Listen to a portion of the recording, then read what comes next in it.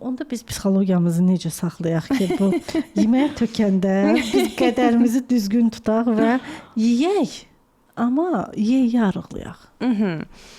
Yeyə arıqlamaq lazımdır. Bəzən bunu da çox gözəl dediniz. Bəzən insanlar deyir ki, Allah, mən neyim ki, mənim iştahım olmasın. Deyirəm ki, əslində bizə lazım olan şey iştahımızın olmasıdır. Yəni iştahımızın olmaması bir qırmızı bir siqnaldır ki, nə olub ki, bunun iştahı yoxdur. Onda belə bir sual yaranır. İndi baxın, çoxlu dərmanlar, preparatlar, çaylar, kofelər reklam edirlər, sağ olsunlar. Çox təəssüf ki. Onlar hamısı deyir ki, iştahımı kəsir, mən yemək istəmirəm. Bu onda yanlışdır. Təbii ki, çox böyük bir yanlışdır və onun fəsadları çox ağır olur. Çünki aşırı dərəcədə çox uzun müddət iştahsız olmaq, hətta özünüz belə məsələn fikir versəz, görərsiniz ki, məsələn qrip olduq.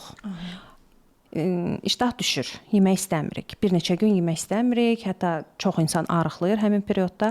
Amma sağalan kimi iştah o olmadığı günləri bərpa eləyir. Bir dənə artır ki və artıq sən yenidən qayıdırsan öz kilona.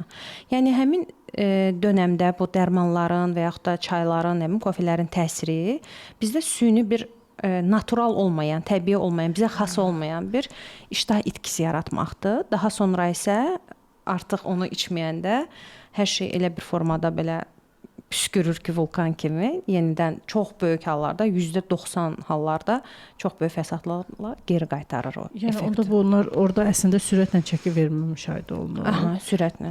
Və anormal və yəni sürətli çəki itkisi olduğundan da bədən yaxşı görünmür. Çünki sallanma olur. Mən hər zaman deyirəm, çəki itkisi bilirsiniz necə olmalıdır? Şar var. Məsələn, bir şarı təsəvvür eləyirik.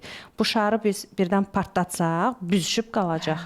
Amma şarı evdə qalır. O öz-özündən gün-gündən başlayır yavaş-yavaş, amma görürük ki, hamardır.